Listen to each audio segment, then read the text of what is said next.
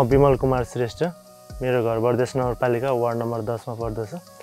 म यो अरुण डाँडा कृषक समूहको अध्यक्ष पनि हो।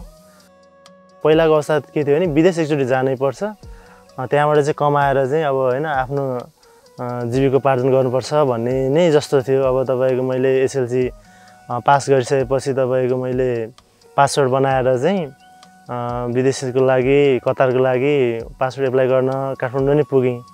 तर मेरो मनले के भन्थ्यो नि यही नेपालमा के गर्नुपर्छ भन्ने सिद्धान्तले गर्दाखेरि पासपोर्टलाई अब त्यति राखेर म पासपोर्ट एप्लाई पनि नगरिकन फर्के फेरि गाउँमै। समृद्धि संस्थाबाट हामीलाई 30% यो खेती सम्बन्धीको लागि यो मल्चिङहरू हैन, त्यसपछि अब रासायनिक मलहरूको लागि पनि 30% सहयोग गर्नुभयो, जैविक मलहरूको लागि पनि। र तपाईको चाहिँ सिँचाइको लागि चाहिँ 50% को अनुदान थियो। हामीले मोटर पाइपहरू चाहिँ त्यसबाट ल्याएर र तपाईको चाहिँ यो के भन्छ पारङ्गारिक गडेला मल बनाउनु पिटको पनि चाहिँ हामीले बनाएका छौँ। त्यो सहयोग पाएको छौँ हामीले समृद्धि नेपालबाट चाहिँ बिउहरूको पाएको छौँ। बिउहरूको चाहिँ तपाईँ 30% थियो भने सिँचाइको लागि चाहिँ हामीले 50% हाम्रो र संस्था मार्फतबाट 50% हामीलाई सहयोग गर्नुभएको छ सर। त्यति बेला प्लानिङ गर्दाखेरि के थियो भने अब अलि ठुलो स्कोपमा खेतीहरू गर्दाखेरि चाहिँ बजारको लागि व्यापारीहरू चाहिँ यहीँ भित्राउन सक्छौँ भन्ने लागेको थियो कि सर। हामीले त्यसपछि अनि अहिले हाम्रो समूहमा 25 जना छौँ। 25 जनाले पनि तपाईँको 100 जना किसानलाई चाहिँ खेती गर्नैपर्छ यो व्यवसाय। अहिले पनि हामीसँग 20 जनाभन्दा माथि चाहिँ बाहिरबाट फर्केका साथीहरूलाई चाहिँ यहीँ हामीले खेती गरेर चाहिँ अहिले उहाँहरूको जीविकोपार्जन गर्नलाई एउटा व्यावसायिक ढङ्गले चाहिँ हामीले खेती गर्नलाई अगाडि बढाएको छौँ सर।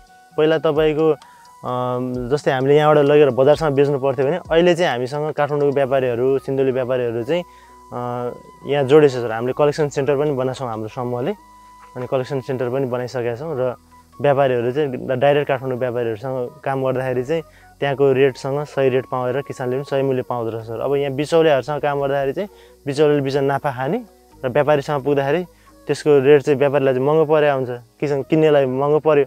तर किसानले सही रेट नपाए अवस्थामा हामीले नै समूहको साथीहरूलाई समिति बनाएर चाहिँ त्यहाँबाट हामीले एउटा व्यवसाय के अरे बजार व्यवस्थापन गरेर चाहिँ अनि अहिले हामीले दैनिक 5 गाडी 6 गाडी चाहिँ हामीले बोलेरो सर, बोलेरो चाहिँ 5 गाडी 6 गाडी चाहिँ हामीले बोलेरो पिकअप योद्धाहरूमा चाहिँ हामीले दैनिक टमाटर यहाँबाट सेल गर्छौँ भने अब तराई बजारको चाहिँ अवस्था के छ भने अहिले खोर्सानीहरू हामीले यहाँ उत्पादन हुन्छ भने सर व्यापारी यहीँनिर आउने अवस्था भएको छ अहिले चाहिँ।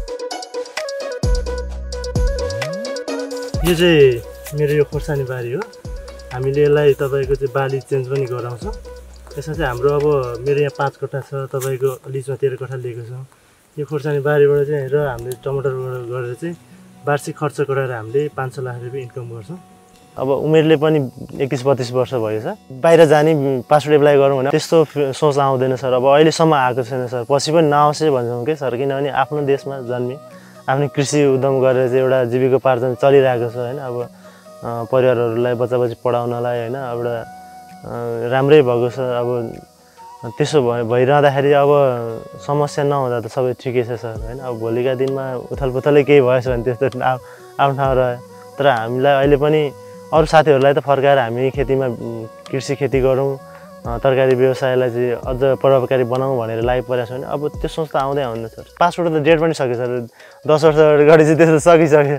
अब फेरि बनाऊ त्यस्तो लागेको छैन सर।